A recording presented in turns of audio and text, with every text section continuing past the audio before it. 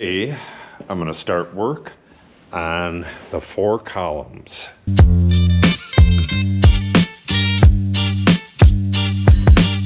First thing I got to do is tap these bearings and the Acme screw and the nut out of the column.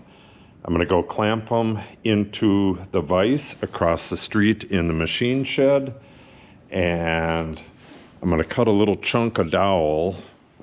I think this is about the right size. Let's double check. Yep, that'll do it. I'm going to cut a chunk of dowel, bring my mallet over there, something to wrap the columns in, and we'll see if we can get those tapped out. All right, I'm setting these up in the pipe jaws of this vise with an old pair of gloves as padding.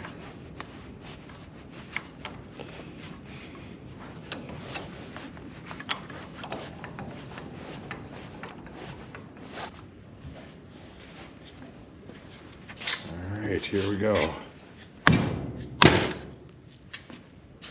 That did it. I should point out that these are pounding out into the top drawer of this cabinet here, so they're not going down to the floor or anything. There it is. So my plan for these so far is to take a piece of PVC pipe, 2-inch PVC pipe, cap the bottom like this, and make it, I don't know, maybe an inch deeper than it needs to be. And then I'll just clamp that up with some wood clamps, get it standing up, and put 1 column at a time in, and I'll use this Berryman Chem Dip. This stuff works wonderful. We'll get all of the grease and grime off of it with that. I'll probably let them sit, half hour, maybe an hour, while I'm doing other stuff out here. And once all 4 of them are nice and clean and rinsed off, I'll use the same little container with EvapoRust, and I'll let them sit a couple hours in that. They're not super rusty, but I can keep checking on them and see how they're doing. We want them really nice and clean when we're done, and then I'm going to buff them and polish them and see where to go from there. I don't know, I might need to re-chrome these or nickel plate them. I might need to do something, but I may be able to get away with just polishing them up. But I definitely got to get rid of this rust. There's chunks of rust on the inside and all of this pitting and stuff on the outside, mostly on the top part. It's real shallow though, so maybe we'll be able to get away with just polishing these. I don't have all of the stuff I need right now, so I'll get back to you when I have my little container made and we start to clean these off. I went back behind the machine shed to look for some 2-inch PVC, and this is what I found. It was frozen to the ground. I also found this. That was back there too. I have a little junkyard back there, and it comes in handy sometimes. I'll have to let this melt overnight, and then we'll clean it up just a little bit, and then we'll have to glue this onto it, cut it to length, and we have ourselves a container for cleaning these off.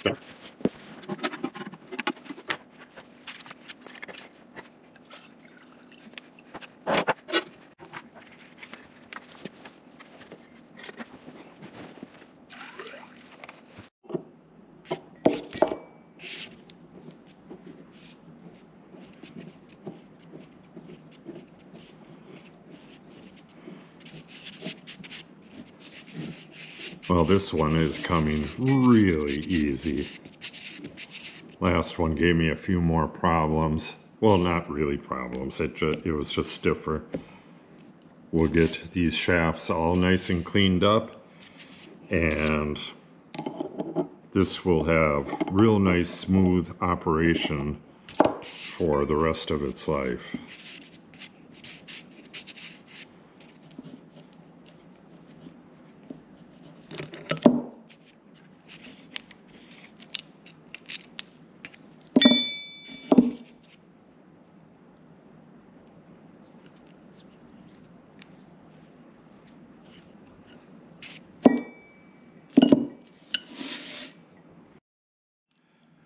Over the years, sawdust mixes with the grease, and then eventually the grease hardens and you get that.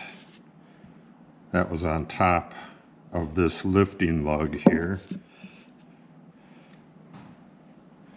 So first thing I'm going to do, we're going to wipe off the excess grease on these Acme screws.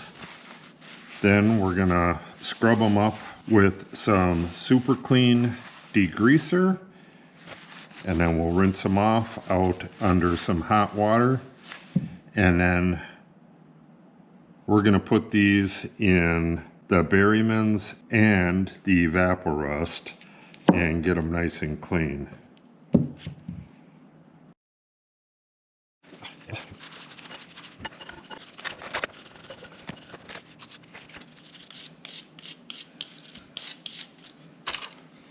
Alright, that should do it. Gonna rinse these off in hot water. And we'll be right back. A couple of these still have some hardened grease in them. We'll pick that out, and then we'll throw these and the lugs in the Berryman overnight, and we'll switch to polishing up the columns. Not much in here. This is the worst one. Old hard grease.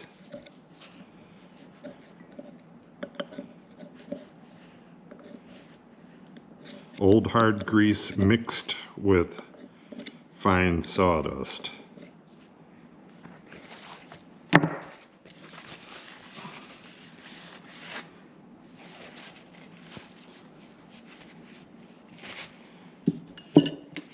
Yeah, the Berrymans will take out anything that remains. That'll do it. See how these look. A little bit of grease on these as well.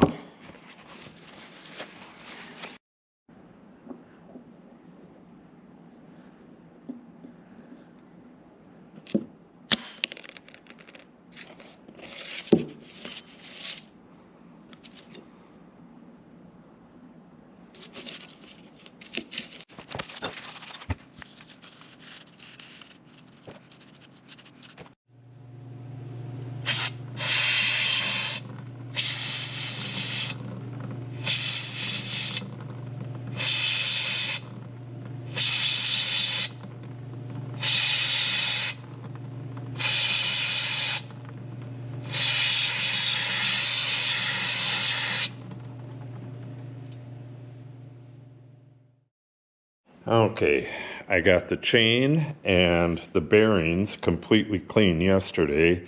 I'll repack these with some extra heavy duty grease at a different time. used brake cleaner on them. They're real nice and spotless. Kind of funny, there's two different types of shielding. One is plastic and one is metal. I have no idea why. I think they just grabbed them from a different box when they were putting this together. And we have half of the lift screws in the Berrymans, and I couldn't get this stuff in there because there's still a pulley in there from a different hardware set. I'm trying to keep these hardware sets together. Well, I am keeping these hardware sets together. So I got to get that pulley out and get that with the pulley set here. I'll just show you this real quick. We have, this is the oil seal for the gearbox, and then the housing, all these bolts and stuff right here, those are blued and soaking in oil. This is from the base. Those were soaking in oil, and now they're ready to go. I have all of this hardware right near the parts that it goes to. We got base to sprocket housing, and that's actually in gear oil. It was handy. Sprocket housing to base table. Look at that, that's beautiful. And various other stuff. And then as I get the parts cleaned, I do the hardware and just move it along with it. It goes through the Berrymans to get it nice and clean, and then I use the heat gun to dry it off real well, and then over here it goes into the EvapoRust, which is what's going to happen to this part right here. I'm going to need two hands to get this out.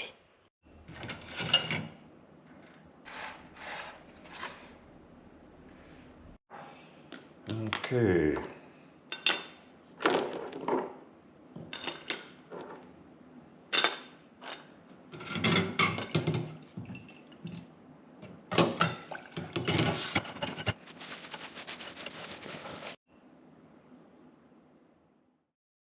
Okay, back to the columns. So these have varying degrees of damage. Even though the rust is gone, the surface is damaged, and I need to get these polished up. There is nicks in them here and there. Those I'll use a very fine file on and just get them like this one right here.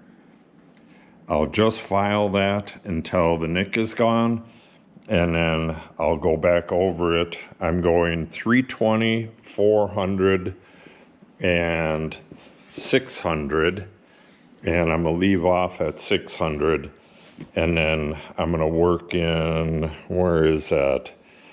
The CRC 336. Okay, and then I'm going to be painting the inside of these as well. We're going to start off with either the pad or the Scotch-Brite. They're both 320 grit, and we'll go through all of the columns with that, and then we'll move to the next grit.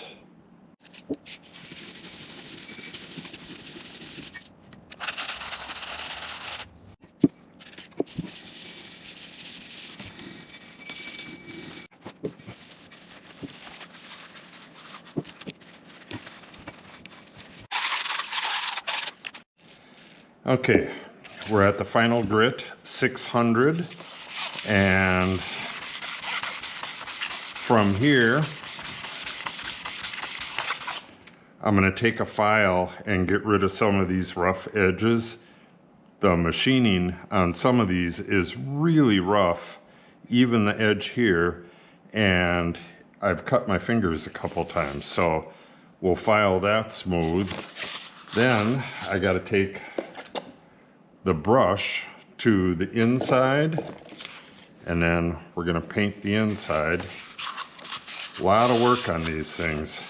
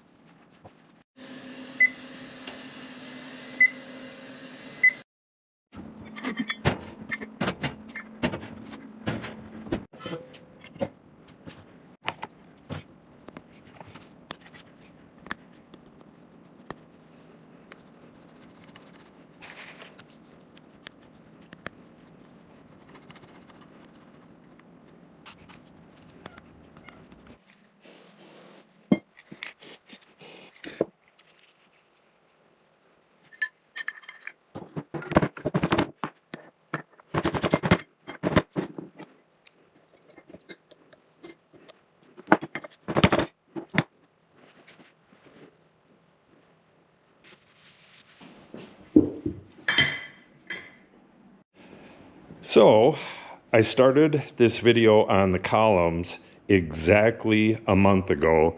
Grabbed the columns from over there and started working on them. I cleaned them, I painted them, I did machining on them, just tons of stuff. I had a missing circlip and I ordered that circlip 3 times. These things are really hard to size. I got it figured out right now. Let me show you that real quick. You measure the circlip from the inside edge with the open end upwards from here to the outside edge right here. And these, of course, were metric circlips, but I got them measured right, and you can see this one right here, they only had it in stainless steel, and the rest of them have the original circlips in them. I had issues here and there throughout this process, but these are about as smooth and as good as they're ever going to get. So I'm going to call these done. The next time you'll be seeing them, I'll be putting them in here and starting to put this together. And before I forget, we're trying to get to 1,000 subscribers by spring. And there's a lot of people watching that are not subscribed. If you could take the time to please subscribe, it would help the channel out a whole lot. So next video will probably be work on this head right here, this head casting.